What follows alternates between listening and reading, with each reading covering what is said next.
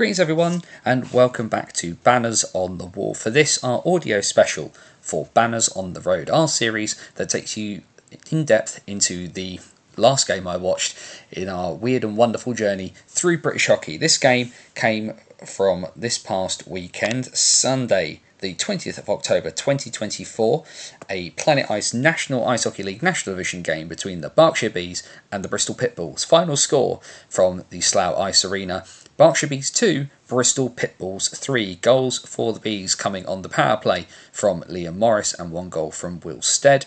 The goals for the Pitbulls coming from Cam Hamill, a power play goal from Barry McKenzie, and the game-winning goal coming from Reece Smitham. Having not seen much of them the previous season, one of the things I wanted to do was get my eyes as early as I could on the Bristol Pitbulls. It's been a bit of a wonky start to the season for the Pitbulls.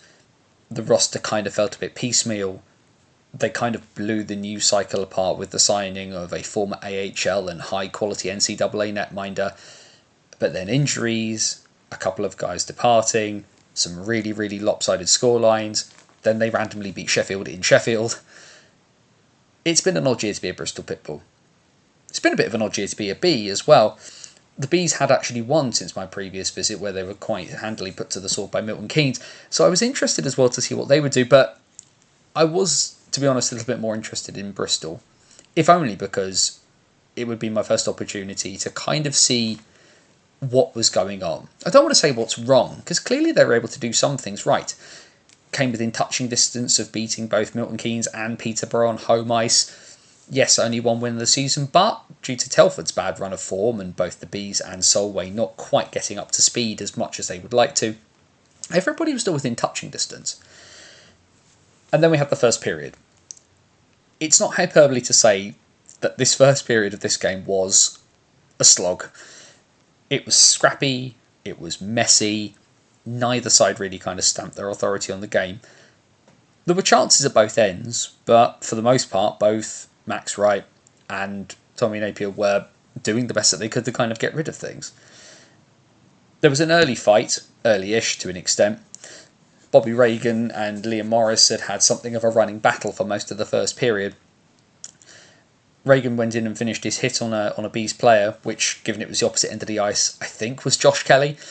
But it was a pretty nasty hit, and one that it wouldn't surprise me ultimately if the Bees had sent it in the general direction of Dops, even though I don't believe they've done so. The play kind of continued, and eventually play stops, everybody shouting at each other, and Lipsy and Ty Cathcart are attempting to punch each other. They sort of came to blows, fell down. Reagan got called for the hit. Bees couldn't capitalise on the power play. By the time the verse was starting to get towards its latter stages, I was thinking to myself, is anything going to happen here? Neither side particularly looked like scoring, and then, as soon as you think it happens. Out of nowhere, Bristol were ahead. Cochrane got the puck up high, and he's always had, from reports, a relatively decent shot, but as though admittedly it's credited as being from Hill, I'm not sure it was. I'm pretty certain that Cochrane was the one who actually got the shot in here. But either way, Cam Hamill tips it past Max Wright. 15th minute, Bristol are ahead. It's hard to kind of say, given the fact that the first ended about a few minutes later. It was hard to say who deserved to be in front. Like I say, the first was a generalised, scrappy mess of anything. It was not particularly high quality, and you could see why both sides were struggling somewhat this season if that was how if things were going to be. The Bees were missing Marcel Balash, and it showed. They were lacking in creativity a bit, though it did mean some extended ice time for Cardiff Canucks two-way forward Josh Poole. It also meant extra chances for Roman Cathcart and Adam Erskine, who both got onto the ice. The second picked up a bit, and it should actually be said, for a team playing their third game in 3 nights, Bristol weren't looking particularly tired. They had more jump, they were being much more creative, they seemed to have some ideas as to what to do, and of course, naturally leading the way, Bailey Harewood. Doing some fantastic moves, going round lots of guys, but just unable to quite find the way to get the puck pass right. It wasn't much of a strategy from Bristol. If anything, it felt a little similar to watching Oxford a couple of weeks ago. I'm not quite sure what the game plan was, apart from don't concede and try to score. There wasn't much in the way of structure.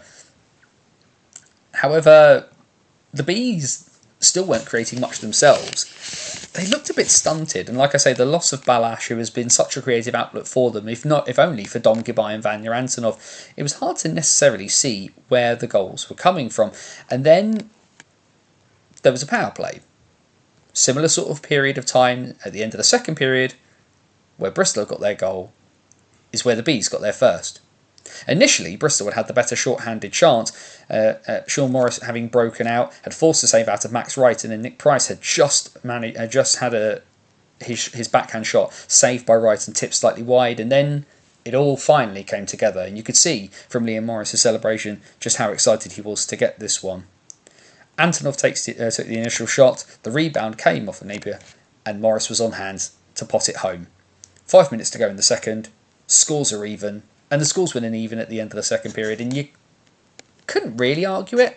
Bristol had probably had the better of the second period all in all, if we were going on the balance of play, but you could live with 1-1.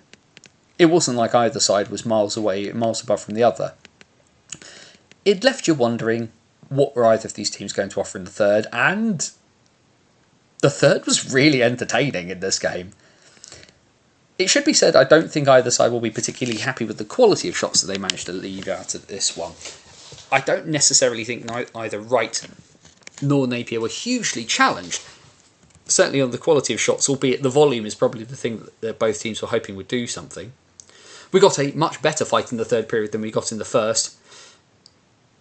Elliot Lewis and Josh Kelly had a bit of a collision where they both sort of stood the other up, and out of nowhere the hits start coming. Guys are taking runs at each other, and Cam Hamill takes a run at Josh Kelly. Kelly stands him up, and Hamill, not impressed, decides he needs to say something about it in a much more physical way. The gloves come off, and Josh Kelly punches him twice, and that was the end of that one. Pretty decisive win for Kelly, and if you've not seen the video, I don't think anybody's going to argue with that one. Then the Bees were back ahead.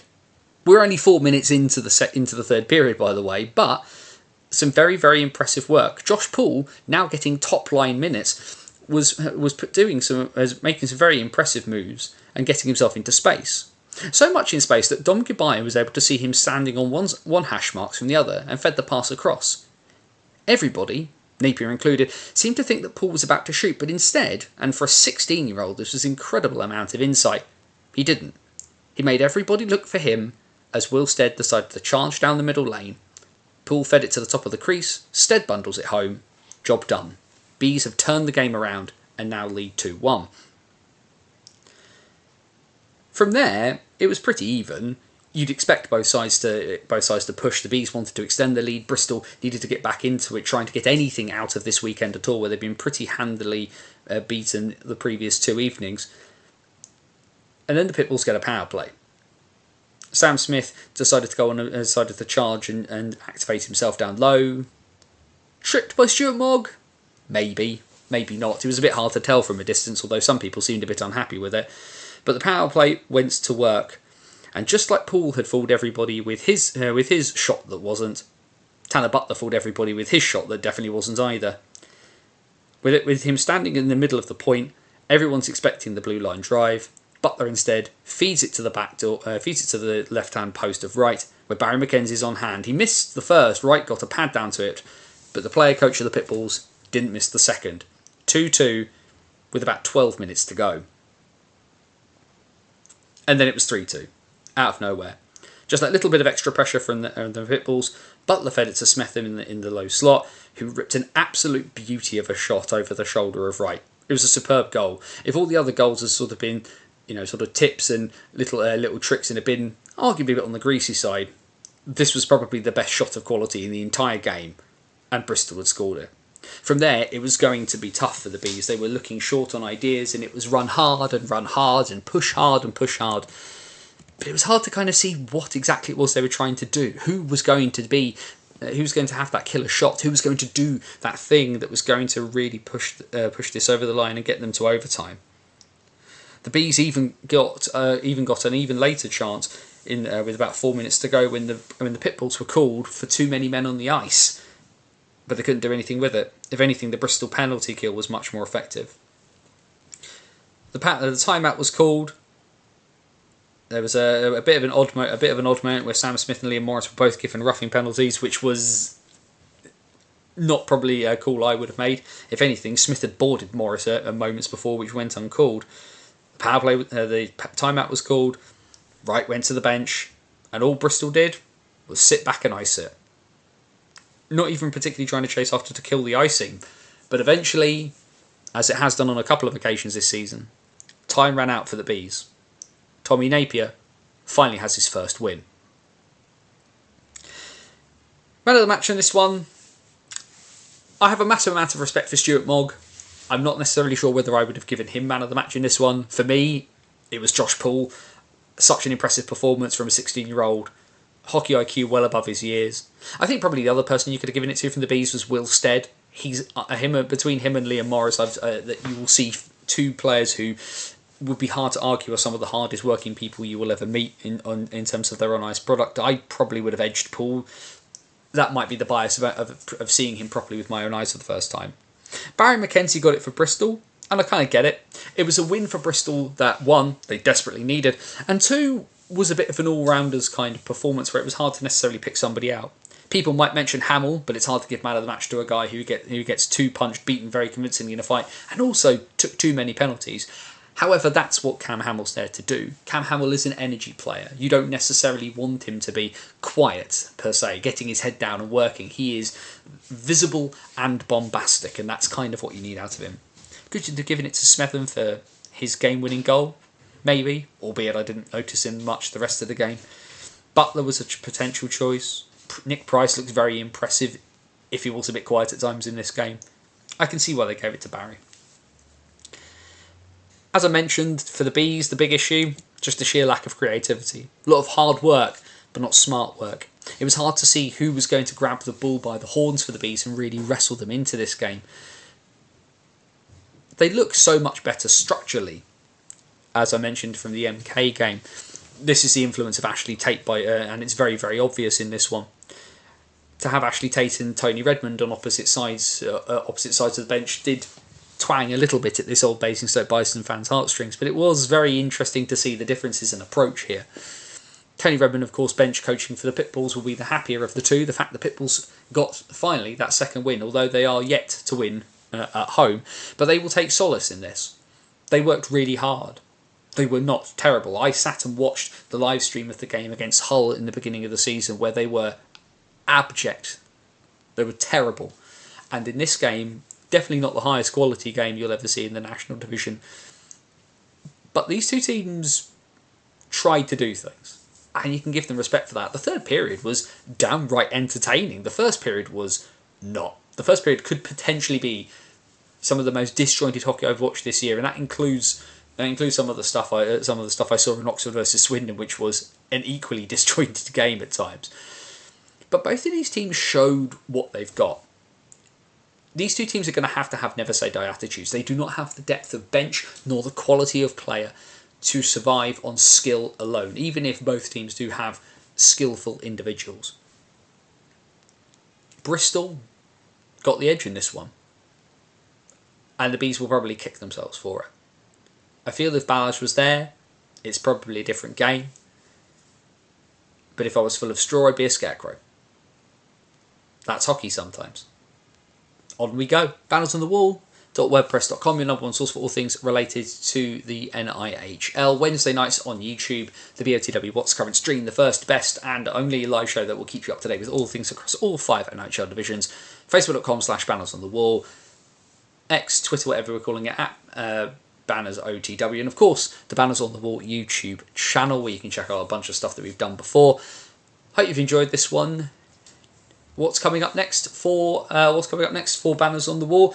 Well, no hockey this weekend for me. I'm taking a moment to go spend some time with some family. But coming out next week, the last week of October, the latest episode of Hockey Stories. What happens when you get off the carousel? What happens when the music stops? Be happy. And if you can't be happy, then please do be safe. As my friend Scotty Walls would say, take care of yourself and somebody else. For bannersonthewall.wordpress.com, this is Anthony Russell saying stay safe. And so long till next time, when Banners on the Road returns to its usual written format. Take care, everybody.